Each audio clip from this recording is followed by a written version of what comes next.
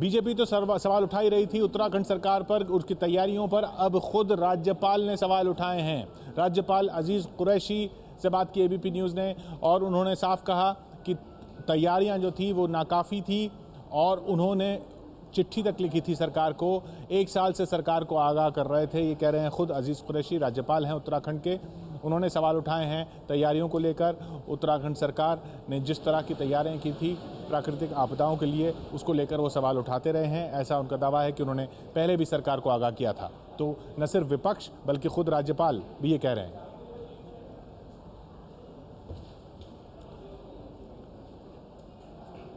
ABP news के पास वो चिट्ठी है जो राज्यपाल ने लिखी। उन्होंने लिखा था मुख्य सचिव को, पिछले साल की तरह इस साल भी कुदरत का कहर पड़ा है और गढ़वाल क्षेत्र के नागरिकों की जान माल और अनेक प्रकार की जो हानि हुई है उसका वर्णन करने के लिए मेरे पास शब्द कम हैं। प्राकृतिक आपदा पर तो हमारा कोई नियंत्रण नहीं है, लेकिन समाचार पत्रों और अनेक सूत्रों द्वारा ये बात कही जा रही है कि हमारा सरकारी तंत्र तमाम कोशिश के बाद भी इस आपातकालीन स्थिति से निपटने के लिए तैयार नहीं था। कुदरत के एक ही झटके में सरकारी तंत्र की सारी पोल खुल गई। पिछले 1 साल से मैं इस संबंध में अपनी घोर चिंता व्यक्त करता रहा हूं। मुख्यमंत्री के कहने पर कई बार संबंधित अधिकारियों ने अपनी तैयारियों की रिपोर्ट और किए गए काम का ब्यौरा पेश किया था। मुझे मालूम है कि मुख्यमंत्री इसको लेकर चिंतित रहे हैं और पूरी गंभीरता से इस आपदा से निपटने के लिए आदेश दिए हैं, लेकिन ज़मीनी तौर पर इसका लाभ आम आदमी को कितना पहुंचा है, इसकी जांच ज़रूरी है। अगर हमारी नीतियों और आपदा के लिए दी गई राशि के उपयोग में कोई ढील दी गई है, तो न केवल निचले स्तर के कर्मचारी बल्कि उच्च स्तर के अफसरों को भी जवाबदेह होना पड़ेगा कि उन्होंने शासन द्वारा आवंटित बजट का सही उपयोग करने में अपने कर्तव्य का कितना पालन किया है। अजीज कुरैशी, राज्यपाल। ब्रजेश राजपूत, एबीपी संवाददाता ने बात की अजीज कुरैशी साहब से। राहत कार्य चलाने में कुछ देरी हो गई, 1-2 दिन की। थोड़ा पहले राहत कार्य चल जाते हो तो ये शायद इतनी जाने नहीं जाती हैं। अभी भी लोग फंसे हुए हैं।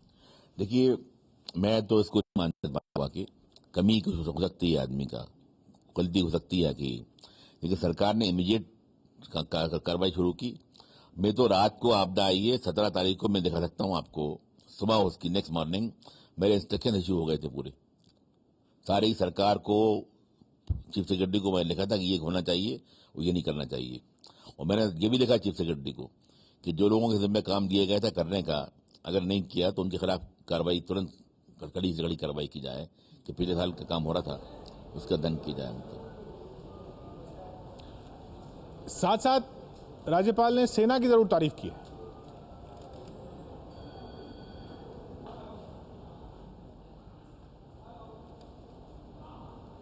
सरकार पे आरोप लगा रहे हैं कि कुछ कमजोरी रही है। आपको लगा राजनीति हो रही है? मैंने कहा ना, लाशों का व्यापार हो रहा है आगे।